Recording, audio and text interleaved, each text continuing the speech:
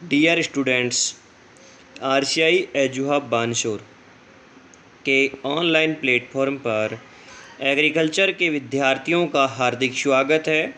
अपना जो टॉपिक होगा वो टॉपिक होगा बेटा आज अंगूर के पौधे में ट्रेनिंग यानी कि सदाई की विधि। एक शीर्ष विधि, निफिन विधि, दो का अध्ययन अपन करेंगे। विधियां जैसे कि 4 प्रयोग में ली जाती हैं, उनमें से 2 का आज अपन अध्ययन करेंगे। तो देखिए, सबसे पहले जो टॉपिक आता है वो टॉपिक देखिए, ट्रेनिंग एंड प्रूनिंग। अंगूर की बेलों की समय समय पर कटाई छटाई करते रहना चाहिए, जिससे बेलों को उचित आकार दिया जाता है। अब उसके बाद में नेक्स्ट आता है ट्रेनिंग यानी कि संदाई। अंगूर के पौधे लगाने के 2-3 वर्ष तक उनको निश्चित आकार देने के लिए जो कटाई की जाती है उसे संदाई या ट्रेनिंग कहते हैं। यानी कि लगातार 2-3 वर्ष तक जो निश्चित आकार उनको दिया जाता है, उस आकार देने के लिए जो कटाई कर रहे हैं उसे क्या कहते हैं? ट्रेनिंग कहते हैं। ट्रेनिंग का मुख्य उद्देश्य अंगूर की बेल का एक निश्चित ढांचा तैयार करना होता है। और अंगूर के पौधे की ट्रेनिंग निम्न विधियों से की जा सकती है। निम्न विधियों से की जा सकती है। अब निम्न विधि कौन कौन सी हैं? पहली आती है शीर्ष विधि, दूसरी आती है निफिन विधि, तीसरी आती है टेलीफोन विधि, चौथी आती है पंडाल विधि। कौन सी आती है? पंडाल विधि। पहली शीर्ष विधि, दूसरी निफिन विधि, तीसरी टेलीफोन विधि, चौथी पंडाल विधि। इन 4 विधियों के बारे में अपन अध्ययन करेंगे और इनमें से सिर्फ 2 का आज वर्णन अपन पढ़ेंगे। पहली आती है कौन सी? शीर्ष विधि, दूसरी आती है निफिन विधि। इनका वर्णन अपन पढ़ेंगे। तो पहली आती है शीर्ष विधि।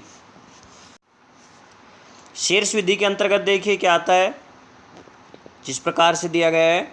शीर्ष विधि अंगूर के बेलों की ट्रेन करने की यानी उनको ट्रेंड करने की जो विधि है, यानी कि उनको साधने की जो विधि है ट्रेनिंग करने की, उनमें सबसे पुरानी, आसान और सस्ती विधि कौन सी है? शीर्ष विधि। इस विधि में ट्रेन की हुई लता झाड़ीदार होती है। आकार कैसा होता है? झाड़ीदार, जिसका तना 75 से 90 सेंटीमीटर ऊंचा तथा सीधा होता है। तने के शीर्ष पर 5 से 6 छोटी छोटी शाखाएं फैली होती हैं।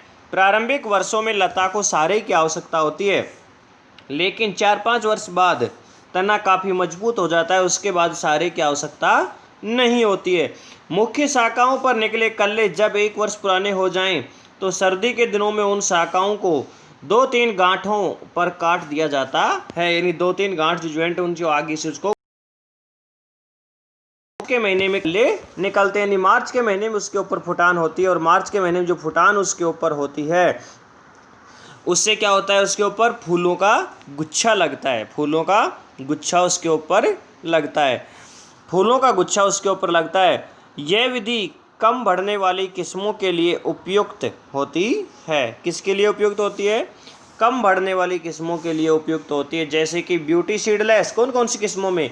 परलेट किस्मों के लिए उपयुक्त मानी गई है। जैसा कि अपन बात करें शीर्ष विधि की, तो शीर्ष विधि का जो डायग्राम दिया गया है पौधे का, वो इस प्रकार का होगा। अपने को क्या ऊंचाई तना है, वो तना कितने? 75 से 90 सेंटीमीटर क्या करेंगे? उसको ऊंचा रखेंगे। उसके बाद उसके ऊपर कटान तने को, मुख्य तने को काट देंगे, उसकी शाखाएं निकलेंगी।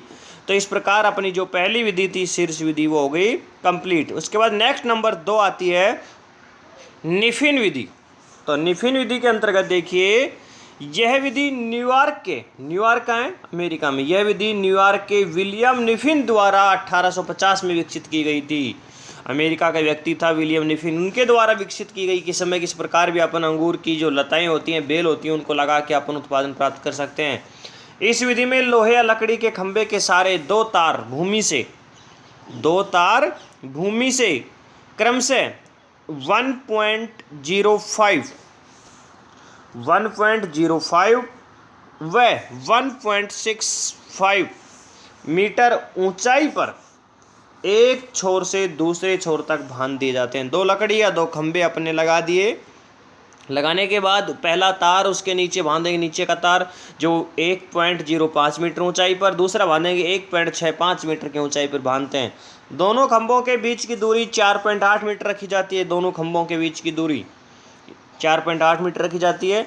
लता को भूमि से 1.65 मीटर की ऊंचाई से काट दिया जाता है और तारों के साथ दोनों दिशाओं में स्थायी रूप से बगल की 4 शाखाएं विकसित की जाती हैं। इन शाखाओं के अच्छी तरह फैलने पर इनकी कटाई छटाई करते रहते हैं। इस विधि में किसान को अधिक खर्चे लगाने की आवश्यकता नहीं पड़ती है। यह विधि थॉमसन सीडलेस कौन सी किस्म के लिए उपयुक्त है? थॉमसन सीडलेस और परलेट जैसी किस्मों के लिए उपयुक्त मानी गई है। यानी कि थॉमसन सीडलेस और परलेट जो किस्म है उनके लिए यह विधि सर्वोत्तम मानी गई है। इस विधि की यदि अपन बात करते हैं, इस विधि का नीचे जो डायग्राम दिया गया है वो देखिए।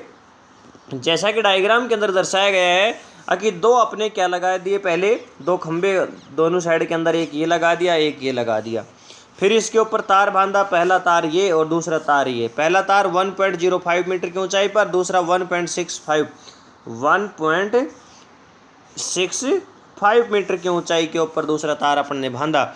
और ये पौधा था, इस पौधे की जो शाखाएं थी वो सिर्फ तार की दिशाओं में छोड़ रहे थे और उसके ऊपर फैल के वो वृद्धि कर रही थी। इस प्रकार अपनी जो दूसरी विधि थी, अंगूर की सदाई की जो विधि थी, ट्रेनिंग की जो विधि थी, वो दूसरी विधि कौन सी थी? निफेन विधि, वो भी हो गई पूरी। बाकी बची हुई जो 2 विधियां हैं, एक टेलीफोन विधि और दूसरी कौन सी है?